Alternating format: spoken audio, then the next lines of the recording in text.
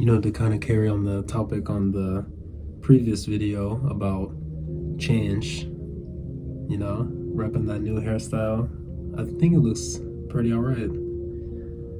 So it ties me into the new one for today, which is about relationships.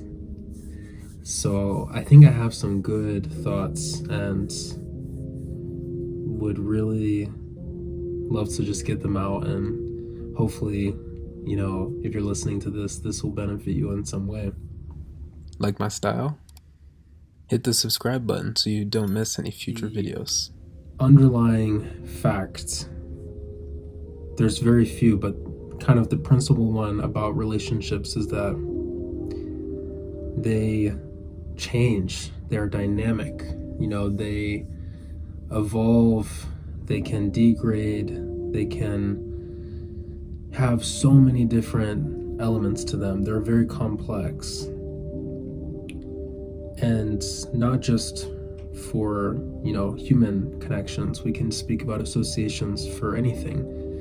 But for this video, I really want to focus on kind of friendships.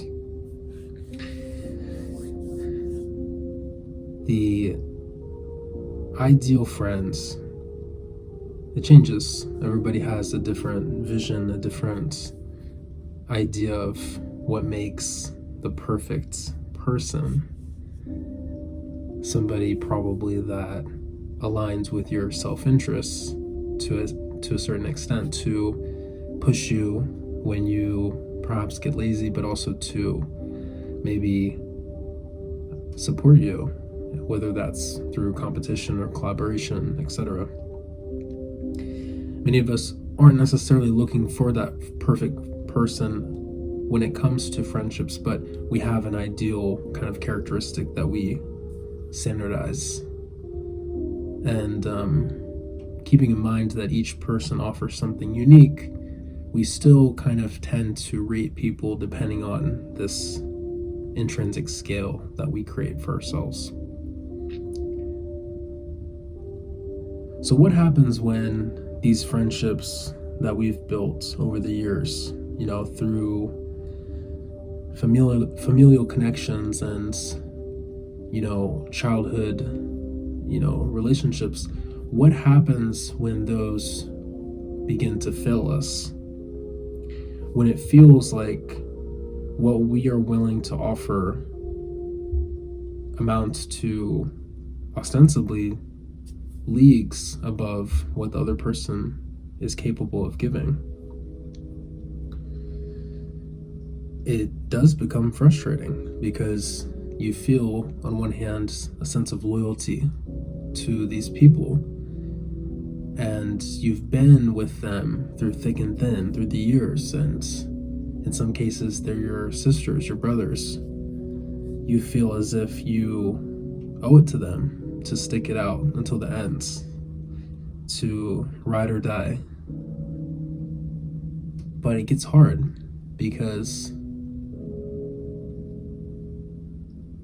how are you expected to maintain your output when what you receive feels like crumbs?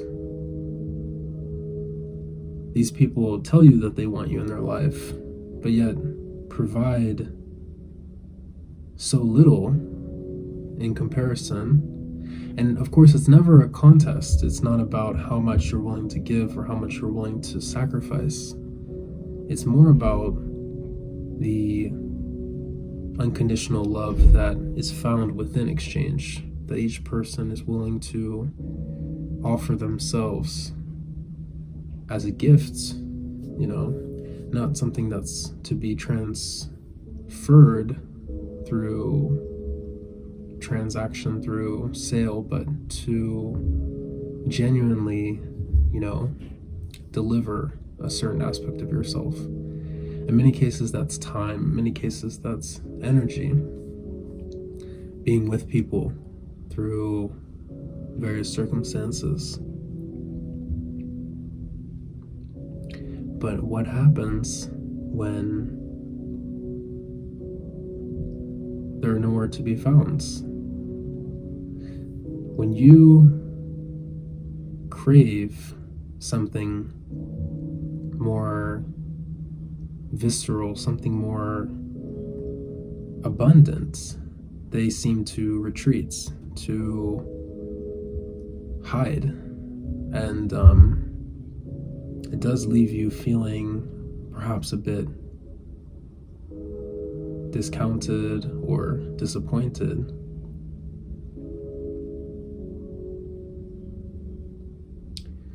I remember there was a period in my life where, for some of my friends, I really was willing to die for them. And that wasn't something I said lightly. That was a true statement that I would wear. And I didn't state that publicly, but that was just a private reality that I knew if it ever came down to it, I would offer myself if the time and place necessitated it.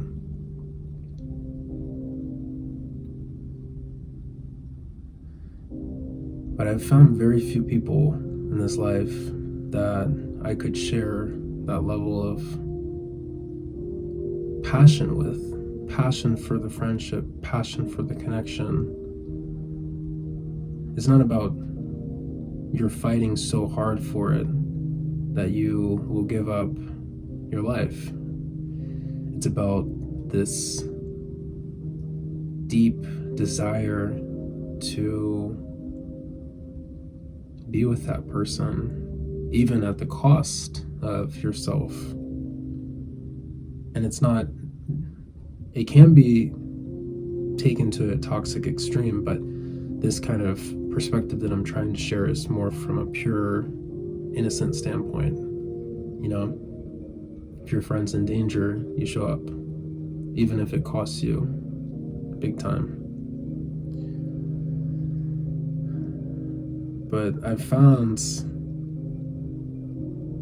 that a lot of people really aren't that reliable, even when it comes to your close friends. It's quite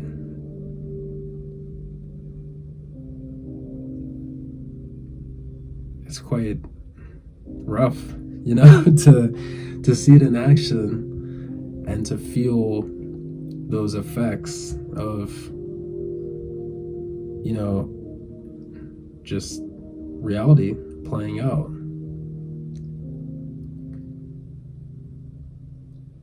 So again, you kind of take it back to your ideal,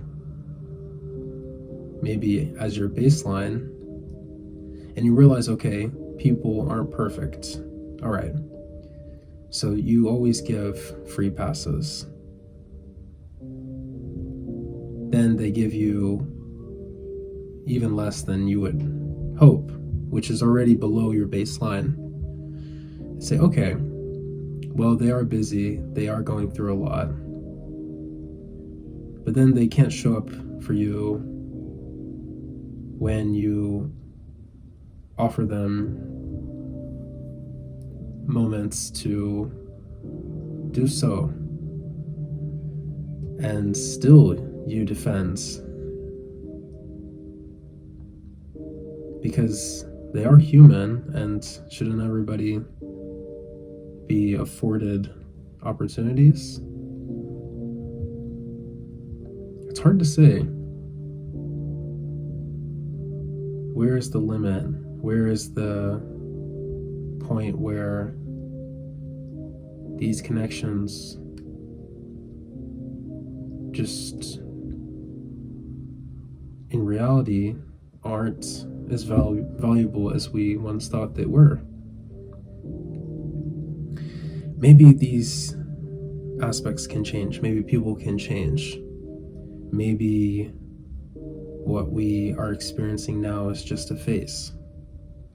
Maybe what they're going through that creates this mindset or character perhaps is just a phase, but we don't know.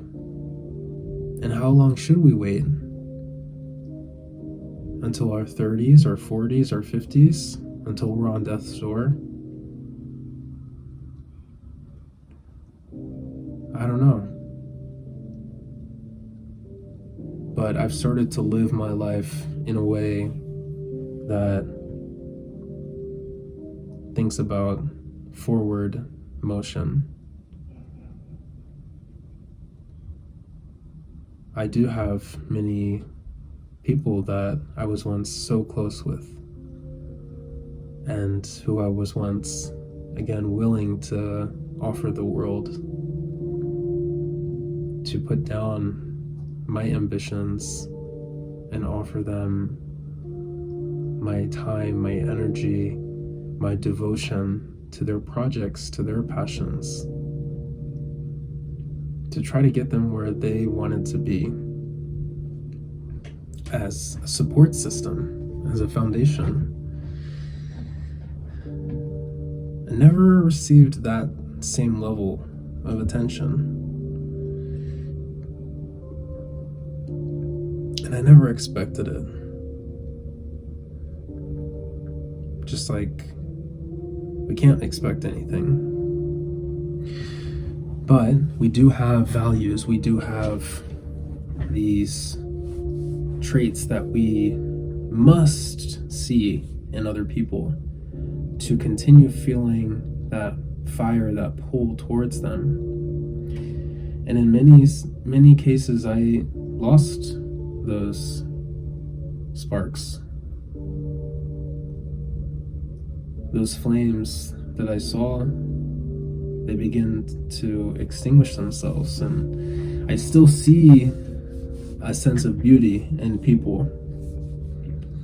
I still see value and possibility, but the older that they get, they are willing to offer less and less and less. And so I begin to do the same.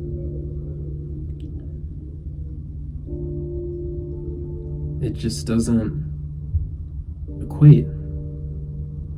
The time and energy, the love, it just doesn't equate. Because they just don't seem to appreciate it, to feel the value, the gravity of what is being passed to them.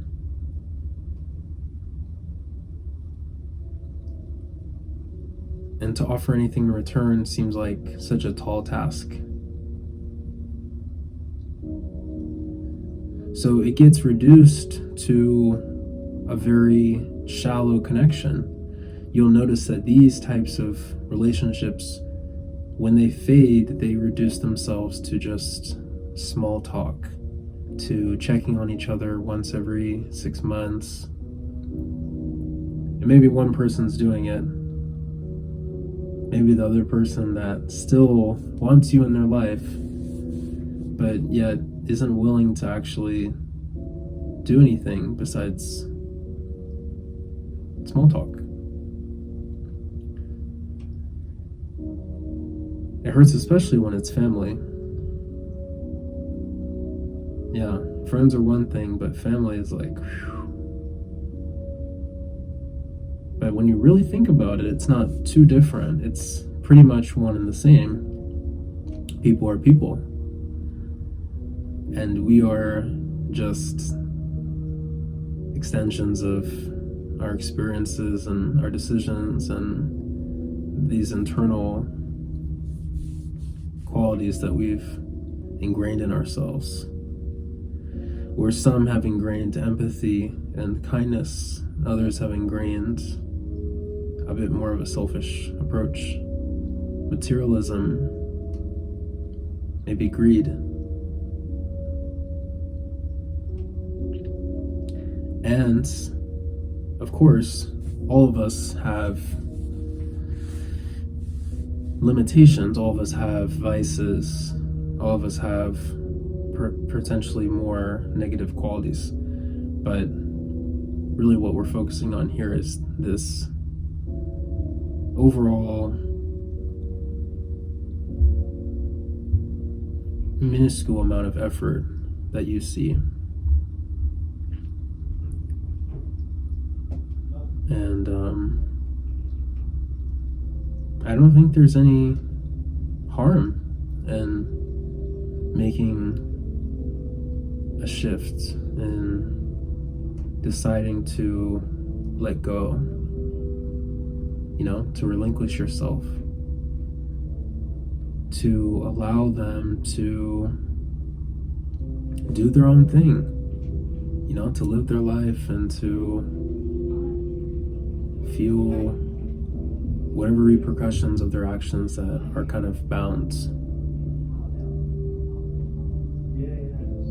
Because at the end of the day, we don't own them. They don't own us. Maybe we're family, maybe we're friends, and maybe circumstances have aligned that we once were super, super connected. Maybe things are different now. And there's no argument to be made about an eternal, unbinding, tie, bonds. I remember I used to have a core, I used to think that these 5 guys in my life represented my brothers, people that I would never lose connection with, that I would always be friends with. And I see that naivety was actually a necessary thing, because it showed me that on one hand, having that extraordinary passion to forge real connections can lead to some that feel extraordinarily strong. But on the other hand, it also opens the door for huge disasters and disappointment and disillusionment, because you attach yourselves so strongly to people and you feel that life can't go on without these connections. But in reality, it can. You're not bound to your family, and you're not bound to your friends. So it's okay if you allow them to feel the weight of their actions. Maybe you've always tried to be there for them. You've always allowed yourself to give up something should they ever need it, but you don't have to. And that's something I'm coming to terms with as well. As I get older, I'm understanding that it's okay to say no. It's okay to, be unavailable, inaccessible. And there's nothing wrong with stepping back, especially if you haven't felt that your offerings have been appreciated. You're not looking for a thank you. You're not looking for an acknowledgement. It's about the mind shift. You need to see the mindset of that other person change. Simple things, sure, are always appreciated, gestures. But until that mindset develops, until that missing part gets filled in themselves, then a truly fulfilling, deep connection is not possible. Because you will always have to lower yourself down to that level. And they will always expect more from you, because they'll remember what you used to give.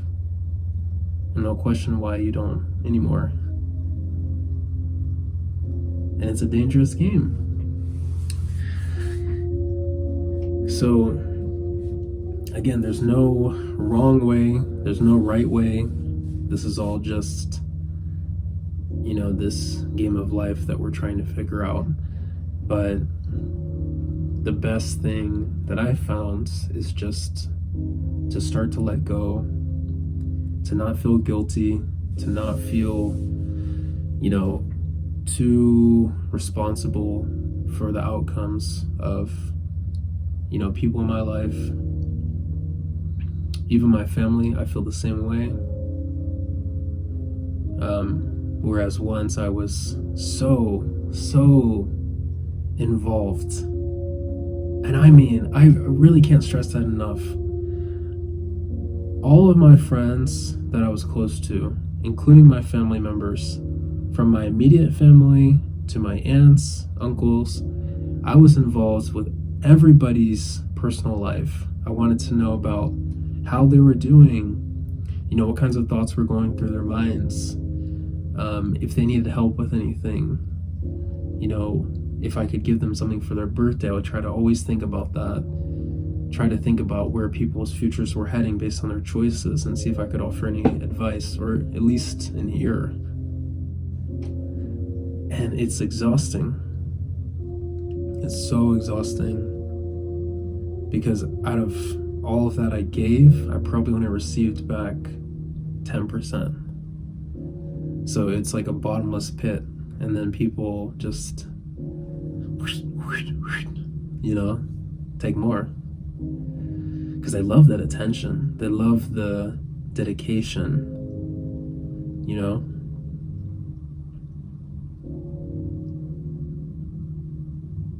No one would openly admit that, but it's something that you can feel. It's felt in small talk even. You can have a full conversation with a friend, and they don't even ask how you're doing. And I mean really ask how you're doing. Even after not talking to them for 2 years. You could speak with a family member, and they're completely in their own world as they ramble about, something on and on and on. We all have our moments. I'm not saying that, we don't have faults, because each of us do. But it comes down to, again, it's the mind state. When you truly are able to see yourself as a member of a connection, you can also experience the emotions, feelings, and consequences of each decision in the relationship. What you say, what they say, how it fits together. How are you building your relationship? Are you going somewhere? Are you stagnant? Are you avoiding talking about deep things? And these are things that a lot of people just brush them off. When you try to address it, it's in one ear, out the other, or they just don't respond. That happens most of the time. Leave you hanging, pretend like they never saw it. There's a long list, it's just human things. But that's again why I say you don't want to put yourself in that position too many times, because, eventually you will just implode, because there's no outlet for that energy if it's continuing to be kind of bounced back at you. So in either of those possibilities, whether it's taken from you and not returned, or just bounced back in general, it's going to leave you feeling a bit drained and needing to either recover or to express yourself in some way, respectively. So as long as you're able to do that, as long as you're able to get out those feelings, then sure, maybe there's a place for those people in your life. Maybe it's a small place. And maybe you're able to kind of craft that, niche so that it feels manageable, comfortable, and it doesn't cost you that much. And your boundaries are clear, and you're able to communicate that I can't offer more than this. And I'm just going to match whatever energy that you give me. And they can take it or leave it. So there's there's so many elements to this. This is just some of the ways that I've thought about it. Hope you've been able to kind of sift through a lot of what I've said. Some of it might come off as ranting, but it is a bit necessary because it helps you to feel kind of the fire that I can feel these thoughts with, and also to kind of see where I'm coming from. Because yeah, there is some anger associated with it. There is some sadness associated with it as well. But fundamentally, it comes from a place of, respect, self-respect. And most importantly, I'm addressing my own desires to, feel fulfilled in life. And that can't happen when you continue to, surround yourself with people that are kind of it's a hard way to even describe it. Just sub where you want to be, subpar. I don't even know if that's the right way, but yeah, just surround yourself with, things that are going to reverberate the energy that you put out into the world. You don't have to be around people. It's okay to let people go. It's okay to, be an individual that has frequently less connections, and it's okay to keep connections at a very distant and minimal, level if you still value them to a degree, but you're just not willing to put in any more serious effort. So yeah, consider these different aspects, and as you go through your relationships, maybe try to pick apart the level that each person's on and just see how well that aligns. If it doesn't align at all, you may want to think about how can you communicate with that person to try to bring yourselves to the same point, or if that's not even possible, how can you move forward with or without them in, a healthy way. So yeah, that's all I got for today. This is a really long video, and if you made it this far, man, it's my longest video I think I ever made. So, I hope you enjoyed it. It's, it's just like straight from the heart. It's straight from the deepest parts, because that's what this channel's for. It's just not to complain, not to, put out negative energy, but just to, just to address, to acknowledge these different feelings, these different perceptions about life, and to kind of see what can be done about them. Where can we go? What can we do? And we don't have to figure it out today. There's time. So anyway, if you enjoyed the video, consider subscribing. And